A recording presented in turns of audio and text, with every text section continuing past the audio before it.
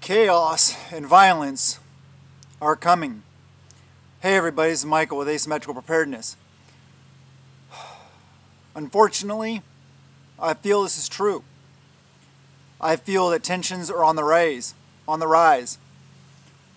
After the SS raid on the individual's home in Florida, increased tensions surrounding the midterm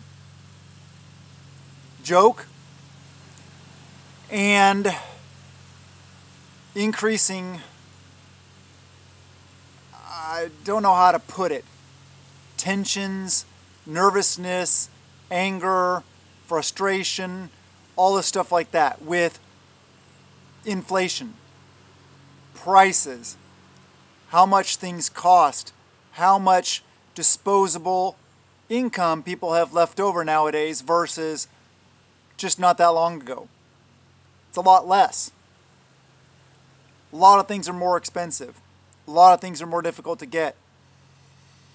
We also see things coming down the pipe surrounding our food supply and or distribution of. We also should see that unfortunately violence will probably be increasing. There may be state actors involved from nations that don't like us. We have a very fragile grid and infrastructure that are easily damaged in certain ways. We also know that tensions are raising across all these lines that they divide us with, that they try to divide us with, politically, ethnically, religiously.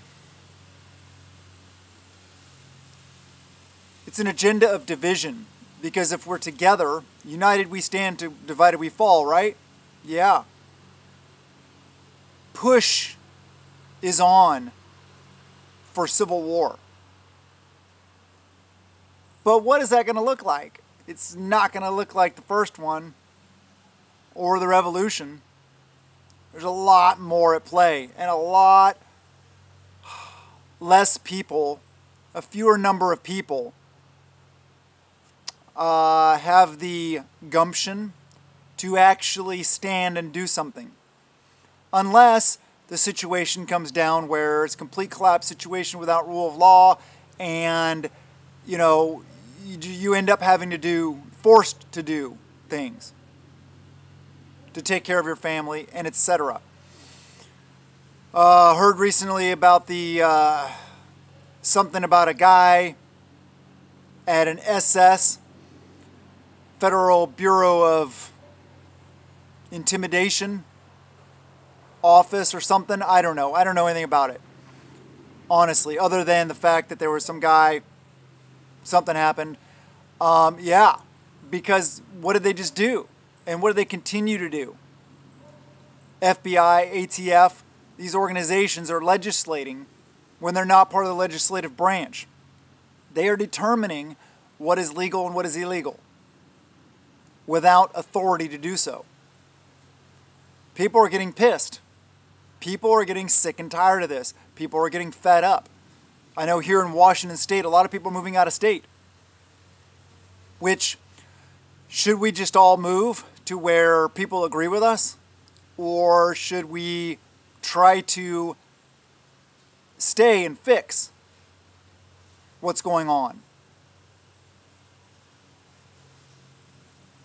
All moving would do, and I've thought about it many times. Oh yes, we've been so close several times to moving out of the state. All that would do is further the division. And if my side is all in one location, they're easier to take out. They're easier to control. They're easier to affect. Shut down food, transportation, etc. to geographical areas.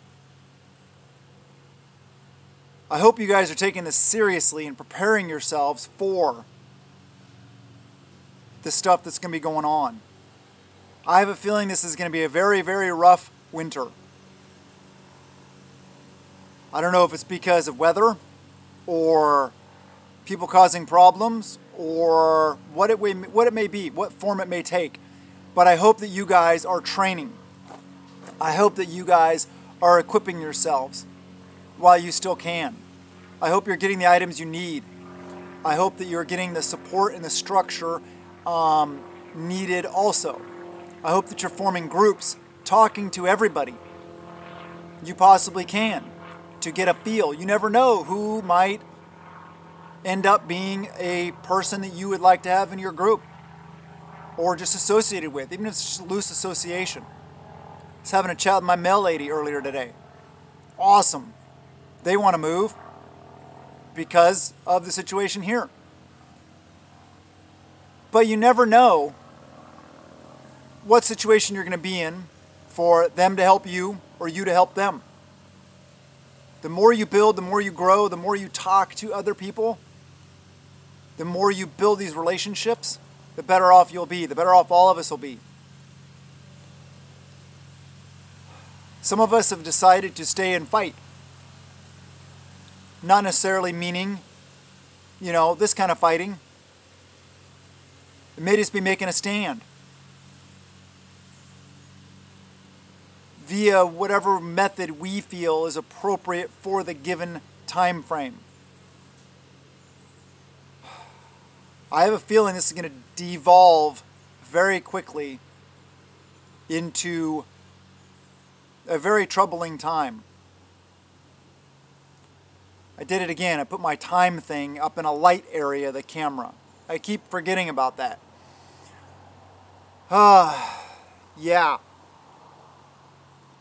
I hope that you have ability to take care of yourselves, to prepare a proper defense.